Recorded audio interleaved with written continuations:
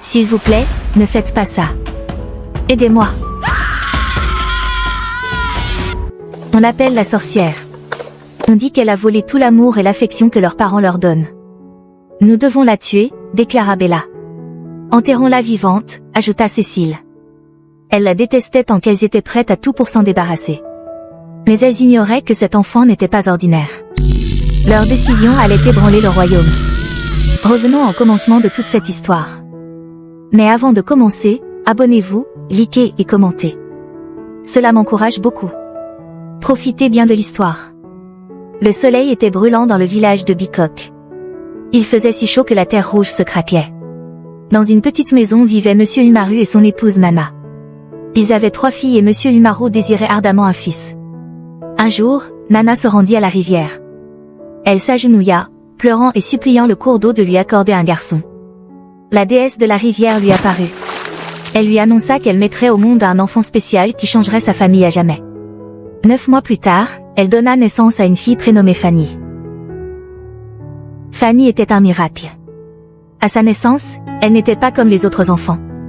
Elle avait des cheveux très longs qui enveloppaient son petit corps. Quand elle souriait, ses cheveux semblaient rayonner et quand elle pleurait, ils s'assombrissaient. En grandissant, ses cheveux ne cessaient de pousser. Ils ne restaient pas courts comme ceux des autres filles. Ils coulaient derrière elle comme une longue rivière noire.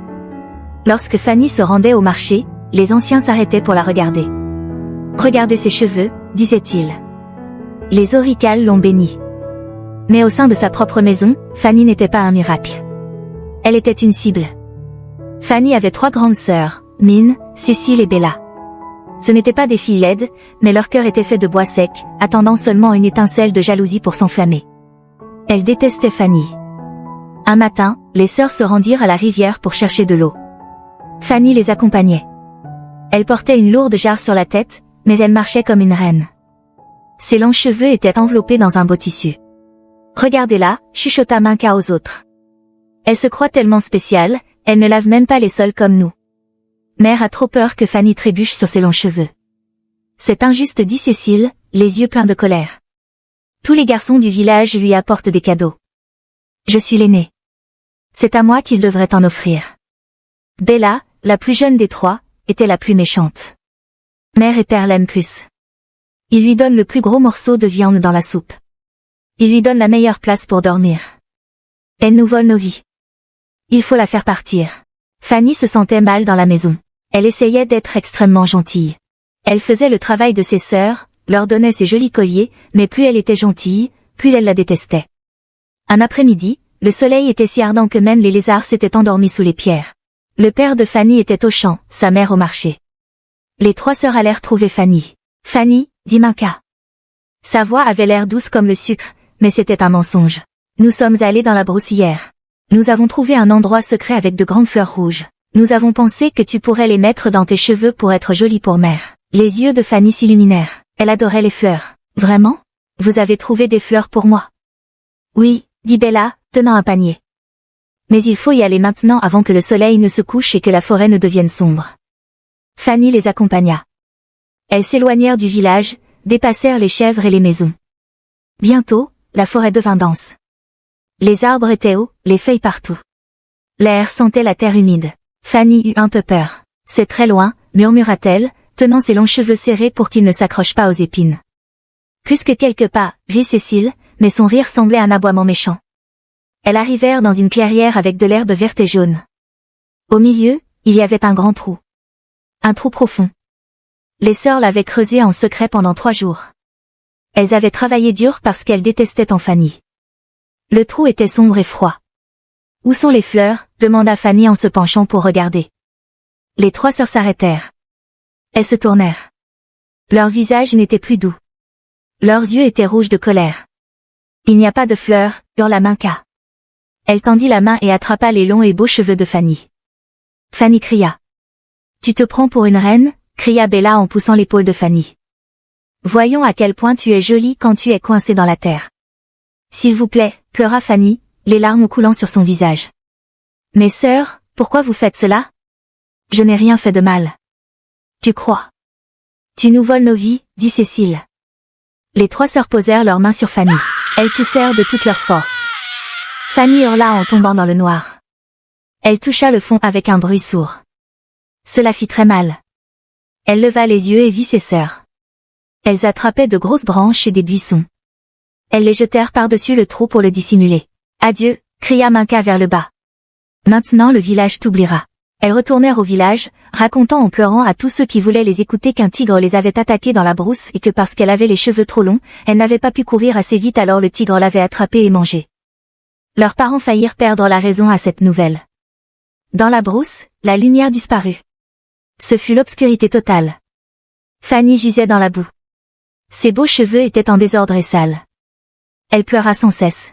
« Maman, papa, aidez-moi, je vous en prie. » Mais personne ne pouvait l'entendre. Seule la forêt écoutait. Fanny resta dans le noir longtemps. Elle crut qu'elle allait mourir, mais elle entendit alors un bruit comme si quelqu'un approchait.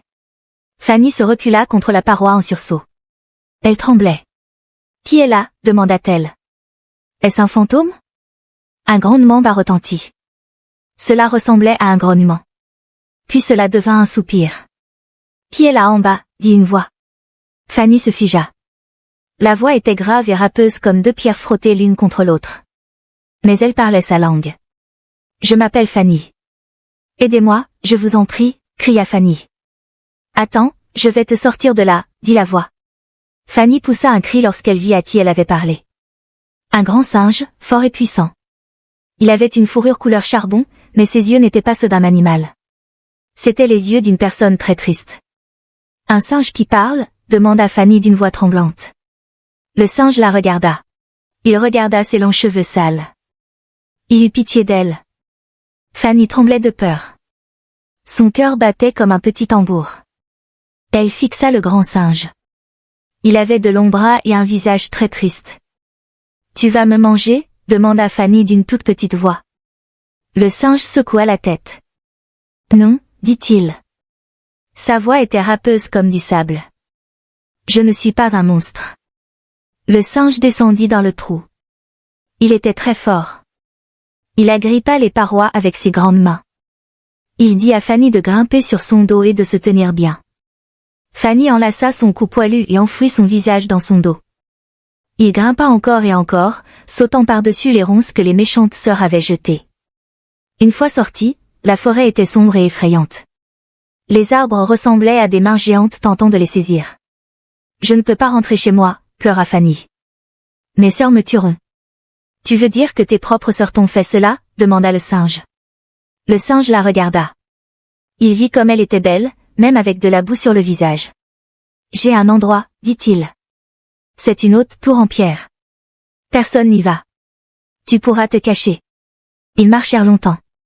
Le singe se déplaçait vite et Fanny le suivit. Enfin, ils la virent. C'était une tour très très haute. Elle n'avait pas de porte ni d'escalier. Elle se dressait simplement au milieu des arbres. « Comment entre-t-on » demanda Fanny. « Il faut atteindre le sommet » dit-il. Il la saisit et escalada l'extérieur de la tour comme un lézard. Il la déposa à l'intérieur par une petite fenêtre tout en haut. La pièce était remplie de feuilles douces et de vieilles couvertures. C'était sûr, mais Fanny était triste. Elle était toute seule dans le ciel. « Je dois aller nous chercher de la nourriture » dit le singe. « Mais écoute-moi bien, Fanny, ne te montre pas à la fenêtre pour n'importe qui. Seulement pour moi. »« Comment saurais-je que c'est toi ?» demanda-t-elle. Le singe fit un son puissant. « Ouh !» Clac. Il frappa dans ses mains 3 fois. « Quand tu entendras ce signal, ce sera moi, » dit le singe. « Alors, tu pourras m'ouvrir la fenêtre. » Les jours passèrent. Fanny vécut dans la tour. Chaque matin, le singe partait dans la brousse. Il cherchait des mangues sucrées et de l'eau claire pour Fanny. Chaque soir, il revenait. Ouh! Clac! Fanny entendait le signal et son cœur bondissait de joie. Elle ouvrait la fenêtre. Le singe agrippait la paroi et grimpait. Le lendemain, le soleil était brillant. Fanny se sentait seule.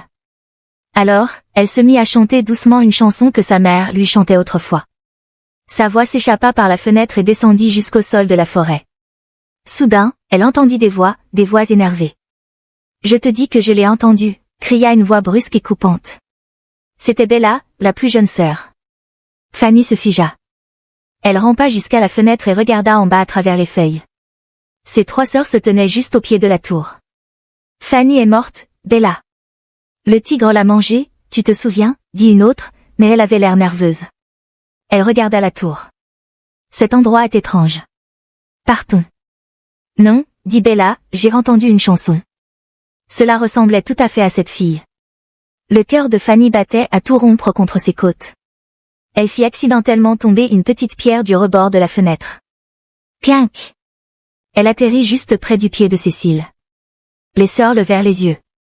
Fanny retira vivement la tête et se cacha dans l'angle sombre. Elle retint son souffle. Elle resta si immobile qu'elle se sentit comme une statue. En bas, les sœurs se disputèrent longtemps. Finalement, la forêt redevint silencieuse. Elles étaient parties. Fanny se mit à pleurer. Même ici, ses sœurs la hantaient. Quand la lune sortit, Fanny entendit le signal. Ouh, clac. Puis 3 forts claquements de mains. Fanny se dépêcha d'ouvrir la fenêtre au singe. Une fois à l'intérieur, il vit les yeux rouges de Fanny. Elles étaient là, sanglota Fanny. Mes sœurs, elles me cherchent. Le singe s'assit à côté d'elle. Il n'avait pas de mots pour réparer son cœur. Alors, il resta silencieux. Il plongea la main dans sa besace et en sortit une belle mangue bien mûre. Il l'épluche et la lui donna. N'aie pas peur, tu es en sécurité ici, dit le singe. Le singe lui raconta des histoires sur la forêt. Il lui parlait des étoiles. Il était très gentil. Fanny commença à oublier que c'était un singe. Elle ne voyait que ses yeux bons. Pourquoi es-tu si gentil avec moi? Demanda Fanny, mais il ne répondit pas. Il avait un regard triste. Fanny eut de la peine pour lui. Elle tendit la main et toucha sa sienne. Sa fourrure était douce. Fanny, dit-il, je pense que tu es la plus belle fille du monde. Non pas à cause de tes cheveux, mais parce que tu es gentille à un monstre comme moi. Fanny le regarda. Elle ne voyait plus un singe. Elle voyait un ami. Elle voyait quelqu'un qui l'aimait plus que ses propres sœurs. Tu n'es pas un monstre, dit Fanny. Elle se pencha en avant. Elle était nerveuse, ses mains tremblaient. Elle ferma les yeux et embrassa le singe sur sa joue velue. Soudain, la pièce se mit à lui lumière vive comme le soleil remplit la tour. Fanny dut se couvrir les yeux. Il y eut un grand bruit de bouche comme le vent. Quand la lumière disparut, Fanny eut le souffle coupé. Le singe avait disparu. Debout devant elle se tenait un homme très beau. Il portait des habits royaux en fil d'or. Sa peau était lisse et il était grand et fort. Qui es-tu? Demanda Fanny Bougeb. L'homme sourit. C'était le même sourire bon que celui du singe. Je m'appelle le prince Joseph, dit-il. Ton baiser a brisé les lourdes chaînes de mon âme. Il y a longtemps, j'étais très méchant, chuchota Téquille. J'étais orgueilleux. Je pensais être meilleur que tout le monde. Un esprit vit mon cœur et dit, si tu veux agir comme une bête, tu ressembleras à une bête. Et puis, pouf, je suis devenue un singe. Fanny était si heureuse, mais au fond d'elle, elle avait aussi peur. Elle se souvint de ses sœurs. Elle se souvint du piège. Viens avec moi dans mon royaume, laisse-moi te donner la vie que ta famille t'a refusée. Tu seras aimé et honoré, dit le prince Joseph. Nous devons d'abord retourner dans mon village. Je veux que ma mère et mon père sachent que je suis vivante. Le prince Joseph prit la main de Fanny. Ils nous irons et je te protégerai. Fanny et le prince Joseph sortirent de la forêt. Le prince tenait fermement la main de Fanny. Il avait l'air si brave dans ses habits d'or. Fanny avait l'impression d'être dans un beau rêve. Bientôt, ils virent la poussière rouge de Boc, le village de Fanny. Ils virent les maisons et le marché. Quand les gens virent Fanny, ils laissèrent tomber leurs paniers. Fanny est vivante, crièrent-ils. La fille aux longs cheveux d'or est revenue. La mère et le père de Fanny sortirent en courant de leur maison. Ils pleurèrent et la serrèrent au bras. Ils n'en croyaient pas leurs yeux. Mais derrière eux se tenaient les 3 sœurs Minka, Cécile et Bella. Leurs visages n'avaient pas de sourire. Ils étaient gris de peur et rouges de colère, mais Fanny ne dit rien à ses parents. Elle se tut. Comment est-elle vivante, chuchota Bella, sa voix semblable à un serpent. Et regarde cet homme. Siaminka, c'est un prince. Elle est tombée dans un trou et a trouvé un royaume. Ce n'est pas juste. Le prince se tint droit. Je m'appelle le prince Joseph, dit-il à la famille. Fanny m'a sauvé la vie. Je veux l'emmener dans mon palais. Je veux lui montrer mon royaume. Les sœurs ne pouvaient le supporter. La jalousie en elle devint si grande qu'elle craint qu'elle allait les faire éclater. Ce soir-là, avant que Fanny ne parte pour le palais, les sœurs se rendirent dans la chambre de Fanny. Fanny s'asseyait près de la fenêtre. Elle avait l'air si heureuse. « Ma sœur, » dit Bella en entrant dans la pièce. Elle cachait quelque chose derrière son bas, un couteau sharp et rouillé. « Nous sommes si désolés, » dit Bella, mais ses yeux étaient froids. « Trouve dans ton cœur une place pour nous pardonner. » Fanny se tourna pour leur sourire. « Je vous pardonne, je vous aime tellement. »« Laisse-nous te coiffer une dernière fois avant que tu n'ailles au palais, » dit Minka. Avant que Fanny ne comprenne ce qui se passait, Bella attrapa ses longs cheveux et les coupa violemment. La belle chevelure de soie tomba au sol comme des feuilles mortes.